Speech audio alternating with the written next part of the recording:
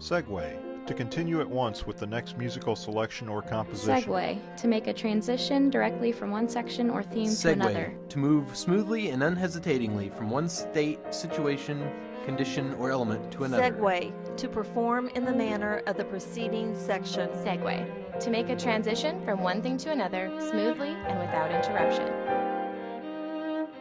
This is Segue with Dean Aldemaro Romero, a weekly program exploring the lives and work of the people of the College of Arts and Sciences at Southern Illinois University, Edwardsville.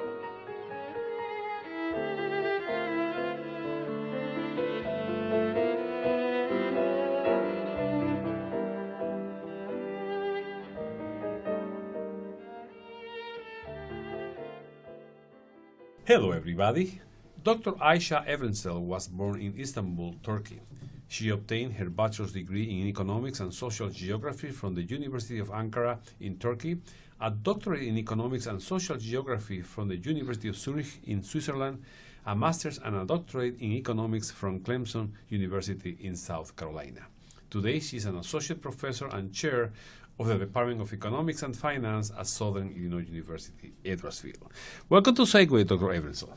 Thank you very much for having me. Now, you have an interesting background because, as I just read from your vita, you have been in geography, you have been in economics, jumping back and forth. Yes. Why is that? Because people may say, well, what geography has to do with economics at all? Well, actually, it has something to do, well, geography has something to do with economics still in German-speaking countries. In Switzerland, when I was about to finish my PhD, I started teaching my own courses, and those were economic geography courses. In Switzerland, and I believe in other German-speaking countries, every economic student has to have some hours of economic geography. It is the German tradition. And I was put in charge of economic geography seminars for economic students. So I started with certain, land ownership problems, economic development problems in the developing world.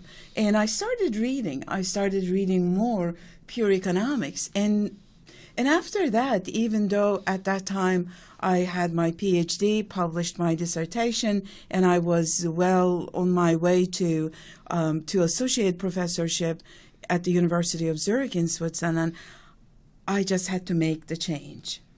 Economics was mesmerizing to me. And so I just had to make the change. And I have to say that neither my family, understandably probably, nor my colleagues in Switzerland understood me. Mm-hmm. And they said, you just got your PhD, are you out of your mind? And I mean, I understand that. However, I was just set, and most of the articles and books I read was written by Americans. And I figured, this is the place to go. So I got a one-way ticket to San Francisco for a language school because I didn't speak English. Mm-hmm. So I was reading all those books and papers in German. And I couldn't speak English really well. So I left everything there. I was about to become a citizen in Switzerland, and I left everything and so jumped into the deep end of the ocean. Okay. Well, it's interesting that you mentioned all that because, in fact, here at Southern Illinois University, Edwardsville, in the Department of Geography, we have two geographers. One specializes in the geography of poverty, which is an economic issue, and the other one specializes on the geography of banking, which is another economic issue. And so the connection is there. Yes, I know there's a connection, and if I can have some time, and in fact, with the faculty members, I talk to them, and hopefully we'll have some time, and we'll have some common projects. I think that would be like homecoming for me. Excellent. Well, you have published on the topic of corruption in the world of finance. And I wonder to what extent is that a very extended phenomenon? A lot of people think it's very extended, but you don't see that many people going to jail for corruption at the high level of finance. So what is your impression of the level of corruption that's going on today in the world of finances? It is a good question, and knowing that we had a subprime mortgage crisis, and some of the issues became much more apparent. I think when we think about corruption, and certainly my research is about governmental corruption, we always think about governments being corrupt.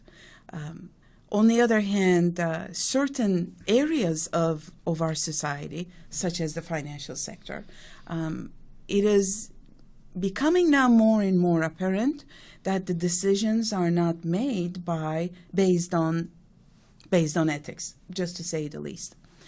However, I'm very careful about this. First of all, it is not my primary research area. However, I certainly use the mortgage crisis, the factors that led to the mortgage crisis in my courses as projects, in terms of lectures. I use those that subject and talk about the subject. There is one thing that most people, I think, forget when they talk about corruption in the financial sector. That is, unfortunately, sometimes governments enable the financial sector for certain misdecisions, bad decisions. If you take just the mortgage market, why did we have this in the mortgage market? Why did we have this crisis, this huge problem? It has caused until now. It happened late 2007, 2008, and we are still feeling the implications of the problem. Why? Because there is an implicit guarantee in mortgage markets, and everybody knows that. No matter what those mortgage giants are saying, such as Fannie Mae, Freddie Mac, oh no, we are not supported by the government. Come on, everybody in mortgage market knows. If they go down, government is going to put money in it. In fact, that's exactly what the government and then the Fed in other areas did. And so it may go, the kind of corruption that we see in financial markets, it may go back to maybe governmental corruption. Because and that's important, because many people thought that the only reason why the financial crisis of 2007, 2008 occurred was because of lack of regulation, but it was more than that. Oh, it was more than that. It was not regulation. There are all kinds of, this was such a big thing. Anything that would decrease the output of the United States, of such a strong economy, cannot be due to, the reason cannot be due to just one area. Unfortunately, a lot of things came together, but one of the things we want to make sure, and as an economist, of course, I'm very big in that, governments need to really think where they need to be represented. If they are in financial markets, if they back in any form or fashion any financial asset, then investors are going to get into riskier behavior, with the thought that, and this is what we call moral hazard, because you give somebody an incentive to misbehave. Well, a few hours before we started the recording of this show, I read on the internet that the Bank of America had been levied a fine of $18 billion plus, which is the highest fine imposed by the U.S. government on any financial institution. Do you think that will help us serve as a deterrent for financial institutions not to do the same kind of things again? Because that's a lot of money. Yes, it is, but they made a lot of money as well. So if these kinds of fines should act as a deterrent, then they could be in substantial forms.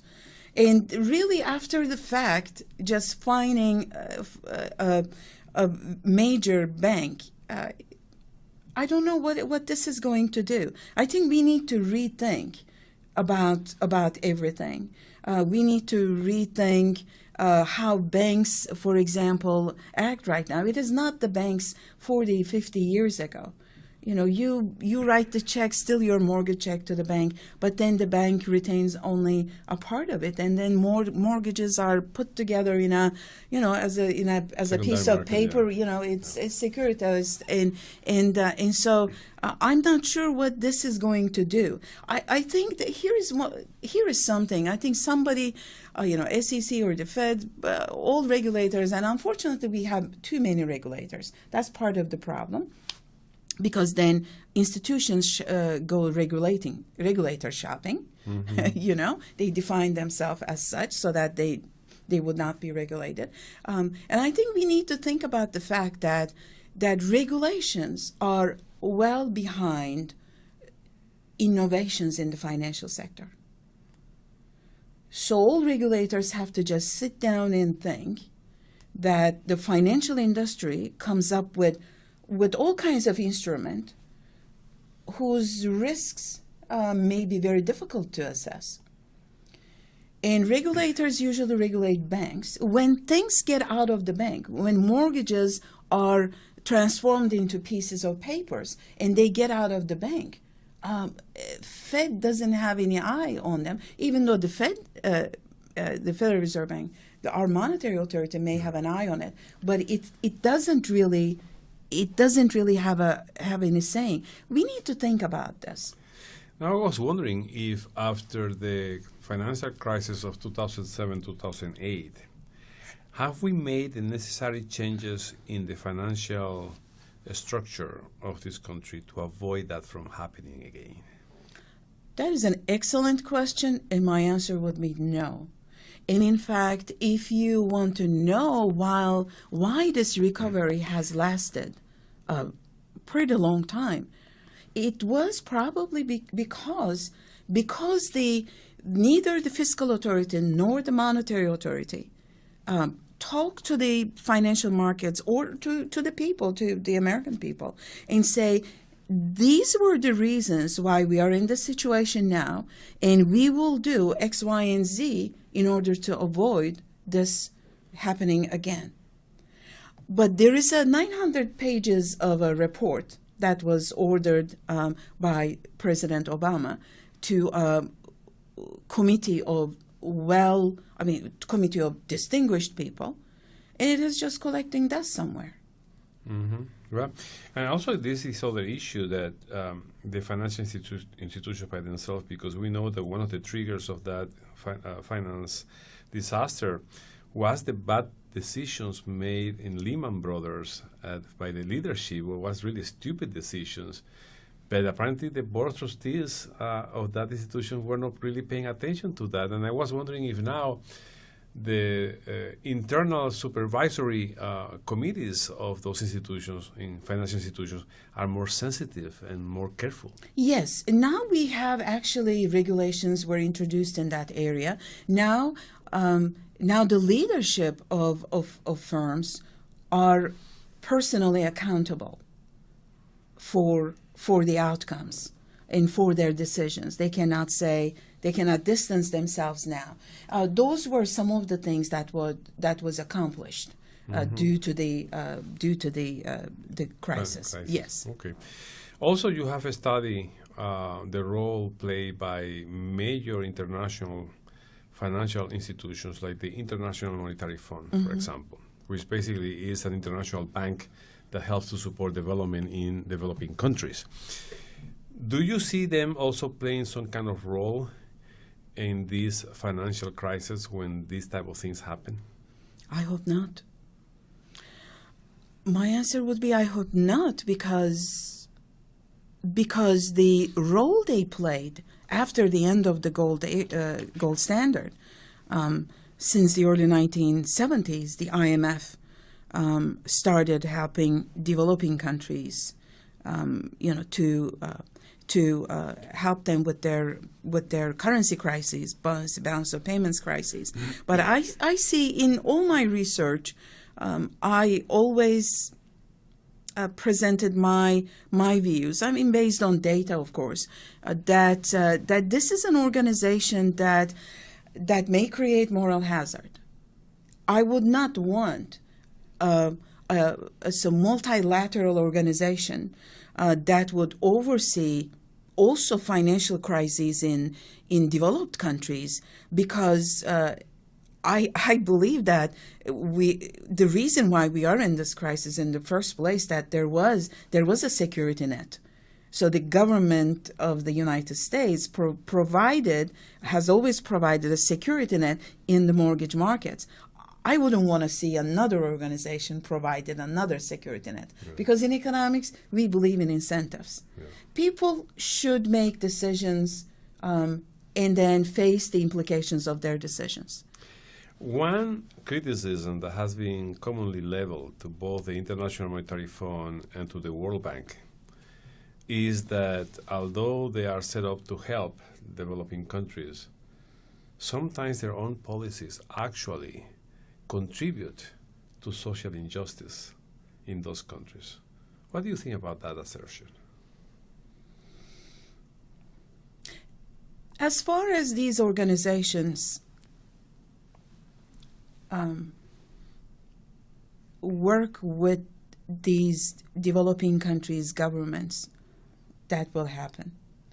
It has always been also my criticism that these organizations may do some harm in addition to whatever good they are doing. The first point in this is that as an organization as the IMF or the World Bank, you need to work with the government. And most of these governments are highly corrupt. And I'm not sure most of the time where that money is really going. Take a currency crisis. Why would a country have currency crisis? Because they peg their exchange rate, but they do not adjust their monetary fiscal policies accordingly. So here you have a badly behaving government bringing the country to a currency crisis, and then the IMF coming in and providing cheap money, meaning at lower interest rates than the market rate, to a badly behaving country. And in terms of the World Bank finances projects, so-called development projects.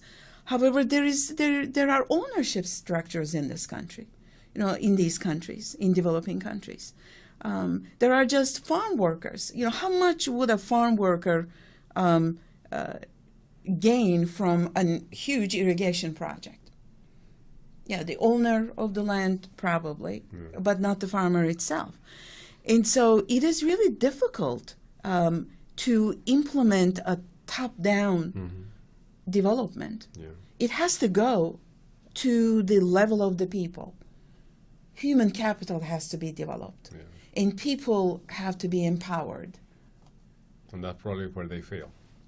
Then those governments will not be elected or will not stay in power. Okay.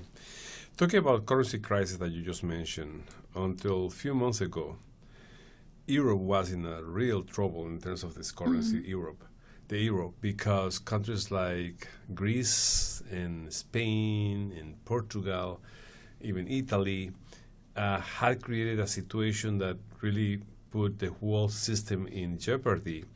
And some people pointed out that although it was a very nice romantic idea to have a single currency for Europe, that wasn't really a good idea because eliminated the flexibility of each country to deal with its own currency issues. Do you agree with that perspective? I generally have that perspective. And you said it so nicely. It is something that I would then quote you and use it as and that is really I think it was a European romanticism, or going back to Charlemagne. Or whatever they couldn't do with war, let's do it with common currency. However, I have, of course, respect. There is something in international finance called optimal currency area. So for certain areas, such as the United States, we go to Missouri and we don't use a different currency. So that's a good thing. So we look at the United States just naturally as an optimal currency area. Is Europe in the same situation? I really don't think so.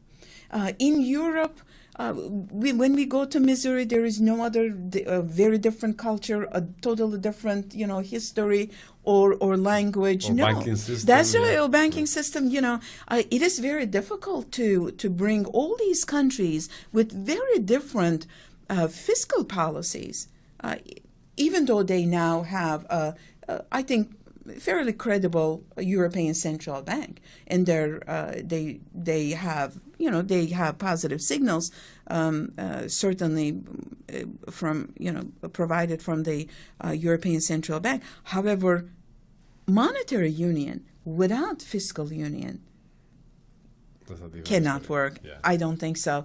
And fiscal union, European Union countries would never agree to that. Yeah. That's why when there is a problem, just amongst themselves, they try to hush the problem. However, at the cost of making some of the country's citizens, such as German citizens, very angry. Because they are paying for other people's mistakes. That's right. Because they retire at whatever 70 years old, and the Greek people will retire at 50. Yeah. And so here's our tax dollars to you. So these kinds of leveling, I think fiscal leveling, I would think it would be right now. I would think it would be impossible.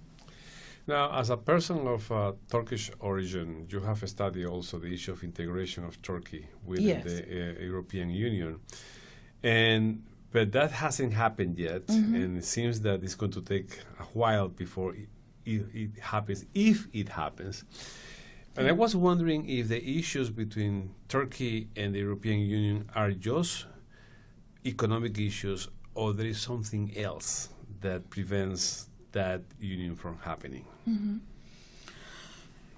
I published a couple of papers on this, and with 25 years, interval, I sort of revisited the issue 2 years ago again when I was in sabbatical.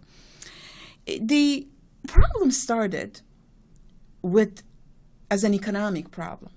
When you go back to the first agreements between at that time, European community and Turkey, early 1960s, there was a very visible economic disparity between these countries. Since then, Turkey has actually come a long way in terms of its policies. It has become a lot more efficient in terms of the government structure, in terms of privatization efforts. We had a huge amount of state owned enterprises. So Turkey has made good progress in terms of economic performance. But then Turkey went into a different, or I think it is trying to establish a different identity. My last paper on this issue, I used hundreds and thousands of interviews from Turkey, from European community, and what these people in two areas think about each other. Think about their culture, norms, religion. And it seems the Turkish data indicate that Turkish people have become more conservative, more religious. And that is certainly something that would not help neither the European Union nor Turkey to come closer to each other. And on the European side, it has always been this suspicion. It's a different culture, it's a different religion. However, and one factor, of course, Cold War has ended. Yeah. And during the Cold War, it was very important to keep Turkey, on the side. Of the West. And now it's everything is now a fair game, and therefore from the European side, that geopolitical significance It's not there anymore. But I also have to say Turkey is not helping the European Union to make up its mind either. Because I mean, for anybody who is following the news, I see that, as you mentioned earlier, Turkey has become more conservative. They have now a government, has had for several years now, that is more closer to religion than it was at the time of Ataturk and the Young Turks that basically created a Islamic country into a very open society, very westernized type of things. So, and even remember the former president of France, Giscard d'Estaing, saying we shouldn't accept Turkey into the European community because of different culture, different religion, as you mentioned earlier. So it is not just economic factors, also political perceptions. Yes, and it is, it could be, when you look at it, it could be rightly so, because look at the European Union now.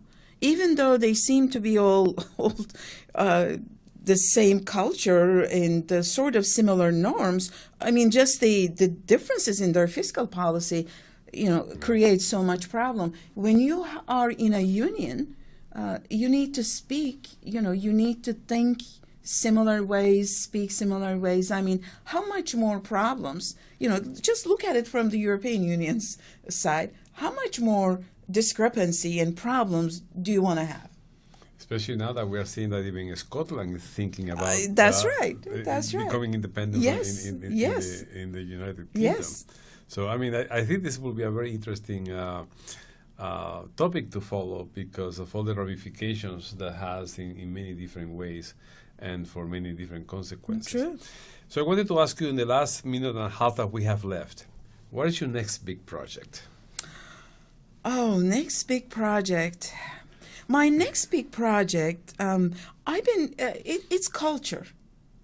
And it's been culture, but it's been a hard sell, I have to tell you, that because I've been involved in corruption. I published a couple of papers on corruption. And then I thought, well, people always think governments when they think about corruption. What about people? What about like people in the streets? So they have very high ethical, very high morals, but only their governments are corrupt, and I don't believe that. That's why I've been involved in more, cultural basis for corruption. People's perceptions of right and wrong, because I believe that strong institutions, in high quality institutions, are based on certain norms and cultures and beliefs. Okay, well, thank you very much to Dr. Ayse Evrensel of the Department of Economics and Finance at Southern Illinois University, Edwardsville. And next week, we're going to have Dr. Tammy Woppel of the Department of Mathematics and Statistics, also at Southern Illinois University, Edwardsville, who will be talking about teaching how to teach mathematics. So stay tuned.